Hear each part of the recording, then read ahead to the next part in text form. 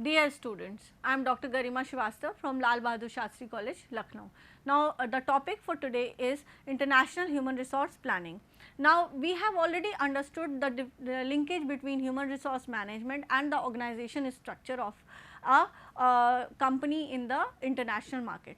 Now, when we have decided on the various organization structure in the organization that can be adapted in a global environment by the company, then we will be deciding on the human resource planning process for that organization structure. So, we were having 4 kinds of structure: the functional structure, area structure, geographical area structure, then area structure and the matrix structure. Now, whenever the company decides on any of these kinds of structure, for the example we can say the matrix structure is the best one for the organization in the global environment, because it will give a combination of 2 or more dimensions that can be taken up in the organization structure.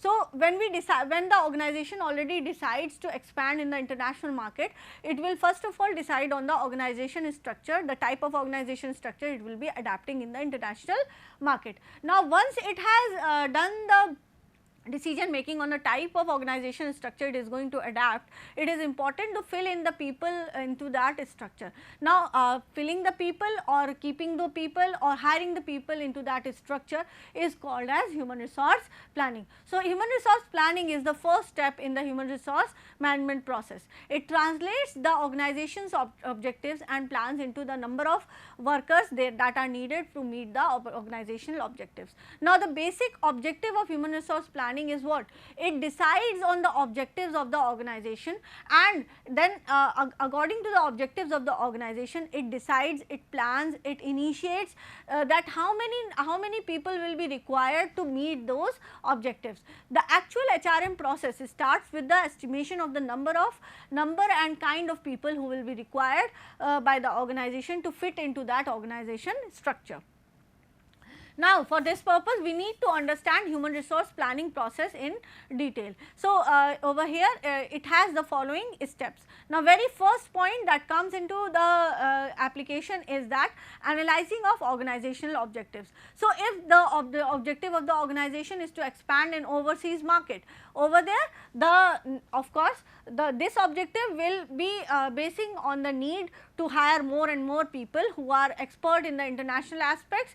Then again the company will be focusing on the types of products that they will be serving in the international market. Then who will be the people who will be marketing this product, how the revenue will be generated, what at all if any kind of credits are required by the organization. So, all these objectives will lead to certain kind of planning for the organization. So, whenever we decide on the functions or the operations outside the country, over there we need to decide on number of people who will be hired to perform these activities of the organization. Second is the manpower forecasting. Now, manpower forecasting means we will be forecasting the number of people, the type of skill required, the expertise, that the experience sets that will be required to handle these particular operations in the other country. So, to perform these operations so as to fulfill the objectives of the organization, we will be requiring certain number of people.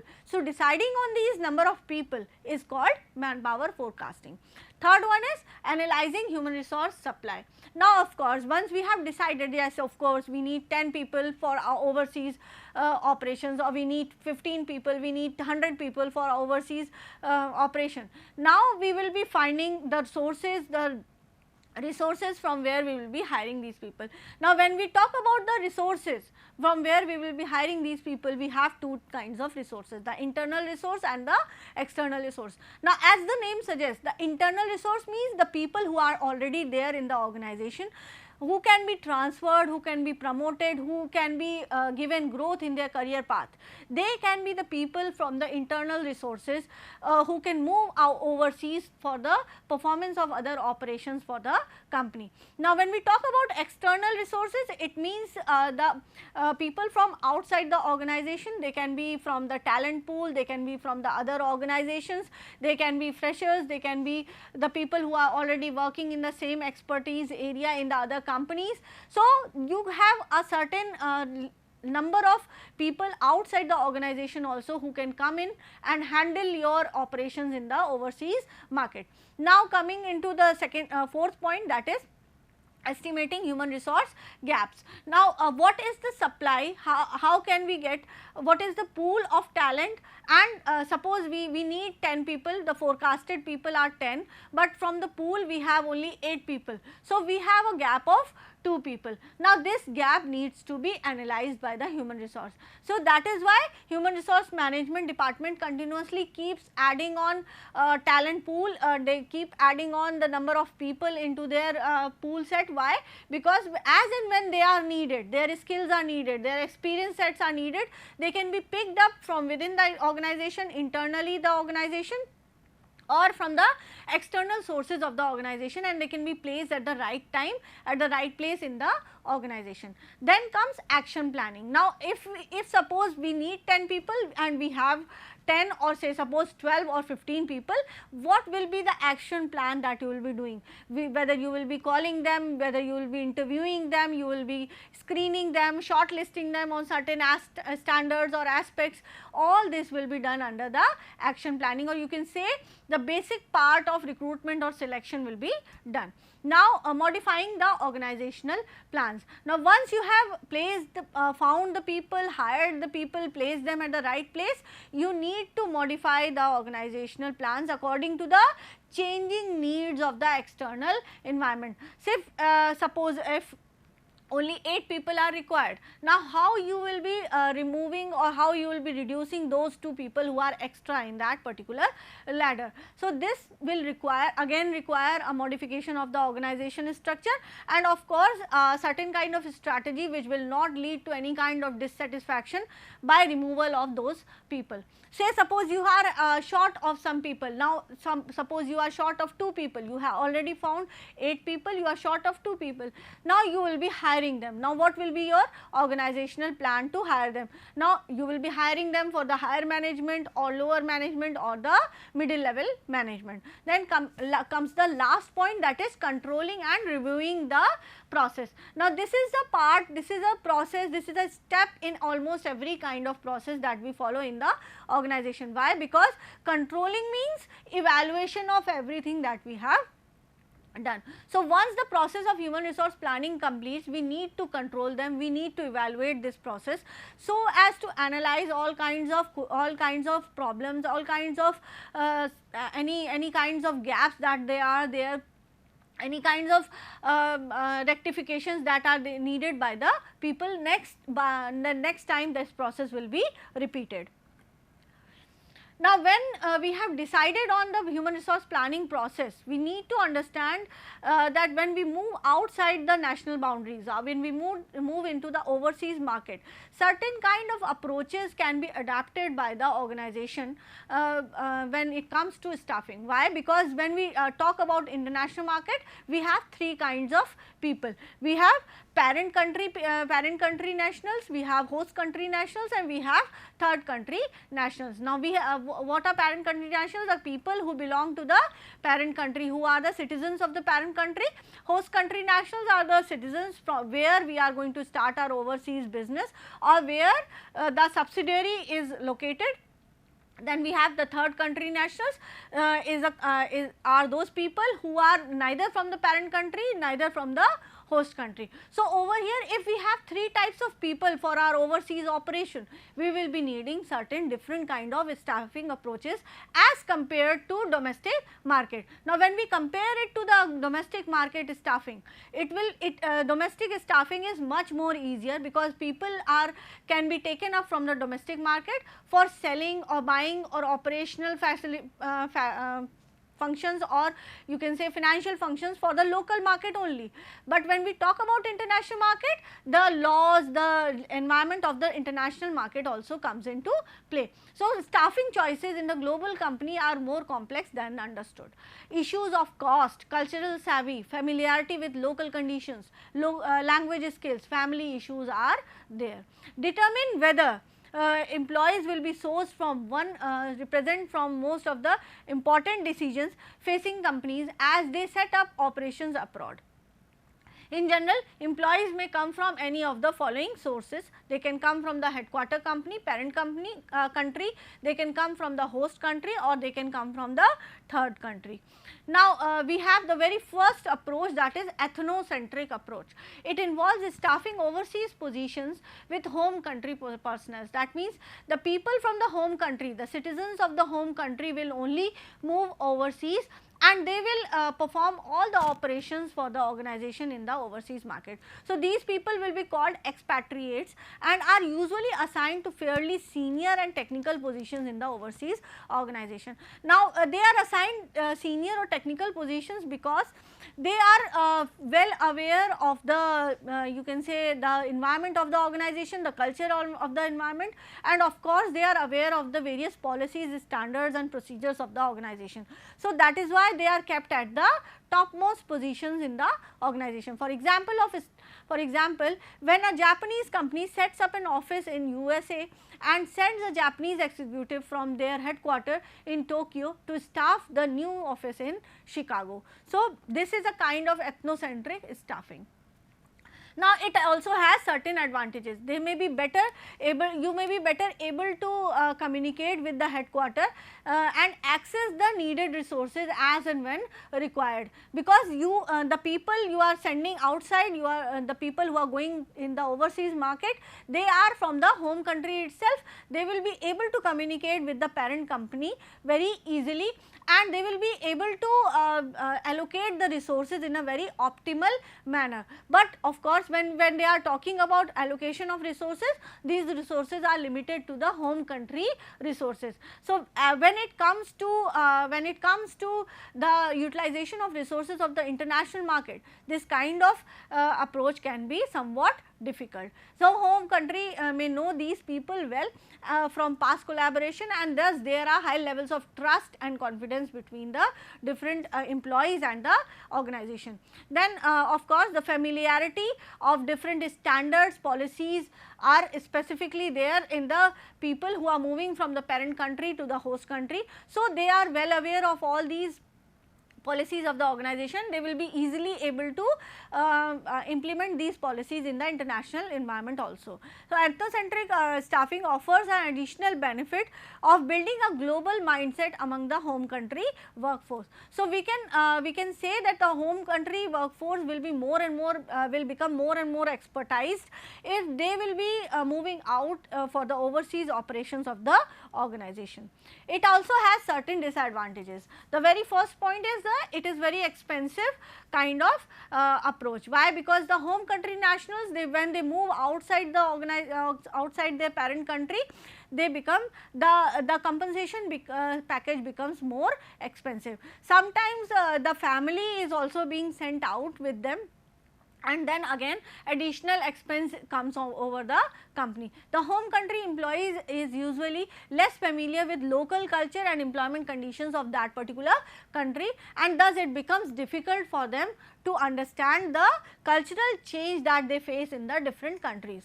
Then failure of a spouse or of the family to adapt to the local culture or differences also leads to the failure of the assignment that is being sent that is being given to the employees. Then ethnocentric staffing practices are also sometimes criticized for preventing talent local employees for filling the positions held by the expatriates.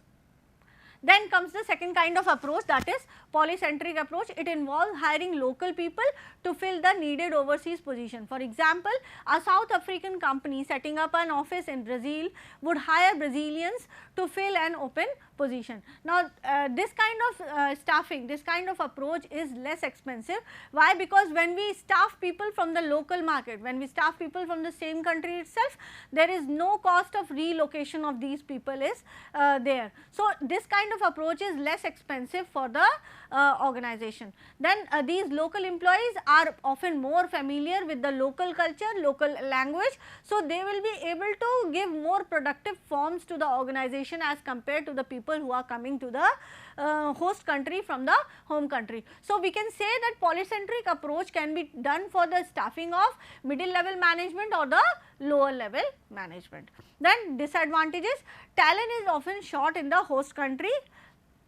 So, if we have lesser number of people who are coming to work for the organization at the middle level management or at the lower level management, then we have a problem in polycentric approach. Then lack of familiarity with the home country conditions, cultures or language may become again a barrier for the people of that particular country to coordinate with the activities of the home country, parent country. Then the third kind of approach, that is geocentric approach. It involves staffing a location without regard of employees place of origin. That means it will neither see that the person is from parent country or he is from host country. The organization just focuses on their skills, they just focus on their experience sets and fill in the vacant position of the organization. So, in this model a Chinese company might fill a position in their Mexico office with an employee from a country like UK. So, it also has certain advantages. Geocentric model offers the most employment flexibility and choices for the company. So, company can find more and more people, it is open for more and more people, it is not restricting itself to a particular set of people from certain area or from certain country. So, there is a wide range of talent pool applicable over there, where the company can take them up for the overseas operations. Then opportunities for cross culture development are also extended. Now, over here cross culture development can also be brought in by the fact that the people can come from any of the country background, but the thing is that they are skilled and experienced. Then additional global interaction is there, more and more global interaction is there when it comes to people who come from various other countries to the host country or the home country to work for. The cadre of globally savvy employees will experience in multiple companies location can be powerful asset as the company continues to seek additional overseas opportunities. So, we can have a globally savvy employees over here. So, we will be having a good set of talent pool within the organization when it comes to taking people from geocentric kind of approach. Now, of course, when we take geocentric approach, it also has certain disadvantages. It can be expensive as ethnocentric staffing. Now, similarly, as we talked about expensiveness in the ethnocentric, geocentric is also expensive, because over here also relocation of people will be done from different other countries. So, when the people are moving from different other countries, there will be an expense that will be incurred by the organization from moving people from their own home country to the host country or the parent country. Now, employees and families often will be relocated across the country borders and long distances. Then geocentrically placed employees may be unfamiliar with the local practices. Now, this is the same problem as there was in the ethnocentric approach. When we talked about ethnocentric approach, similarly in geocentric, the people from different countries, though they are talented, though they are experienced, they are multitasking people, but they may be again unfamiliar with the local practices. The last kind of approach that we have is regiocentric approach. It involves staffing with a global region. In this, a Korean company might fill a position in Italy with a Spanish employee.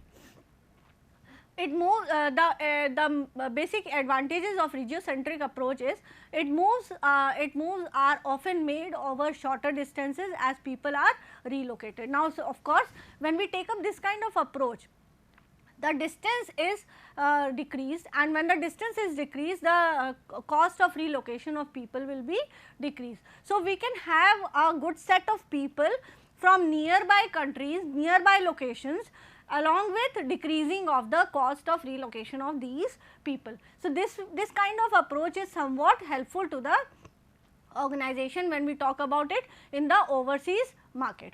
Then culture and linguistic differences may also be less pronounced, though these kind of differences will be there, but they may be lesser in number. Now, employees gain benefit from cross culture experience as they work outside their home country. Now, when the person from Asia will be moving in Asia itself, he will be facing some kind of cultural difference, but this cross culture experience will not hinder his growth, neither his decision in the international market. So, over here it benefits a cross culture experience to that particular person. So, similarly it also has certain disadvantages. Cost of relocation often remains fairly high. Now, over here also, though relocation cost is lesser as compared to ethnocentric or geocentric kind of approach, but still there is certain kind of cost that is incurred when we relocate people within the same area or same region. So, while cross culture perspective is built, truly global perspective is lacking. Now, of course, when we are taking people from the same regional area, the global perspective is lacking. So, we can say all these 4 kinds of approaches can be taken up in the different organizational structure to fill up the people in the organizational structure, and to implement this kind of approach, we can take up a combination of these kinds of approaches, like ethnocentric can be clubbed up with regiocentric, or regiocentric can be clubbed up with your geocentric kind of approach. No approach in its singular form can solve out the equations of organizational structure when we talk it in terms of international aspect. Now, we can say for effective global human resource planning, we need to the organization needs to check into following aspects. The first one is break all the local national glass ceilings. Now, this is a very common term when we talk about in human resource management. Why? Because local national glass ceilings, it means you have to actually check on all the restraints that are there when we hire people from the local market or parent country, or when we hire people from the host market. So, we need to check that whenever hiring is done, all this hiring is done irrespective of all the other factors that come into play when we talk about it in the international market. Trace your lifeline. Now, lifeline means trace those people who are important for your organization structure, and if you see those key positions, see those important people in the organization structure, and you hire them from a very specific place, say suppose internal only, then you will be able to set up a good and efficient organization structure for the overseas operation. So, it is important to understand what are our key positions or important job positions in the organization structure that is being followed in the international market. Build a global database to know who and where your talent is. So, continuously work on building your database or talent pool, so that you can take up the people as and when they are required in your organization structure. Then construct the mobility pyramid. We have this mobility pyramid on the right hand side, you can see this mobility pyramid. It will actually tell you who are the people who are ready to move to work for overseas operations for your organization. Not every individual in the organization is always ever ready to move for the overseas operations. So, this pyramid will definitely help you find out those people, keep the database ready of those people who will be fitting into the organization structure of the global environment or global business. So, at the base we have rooted local nationals who will never move outside their national boundaries.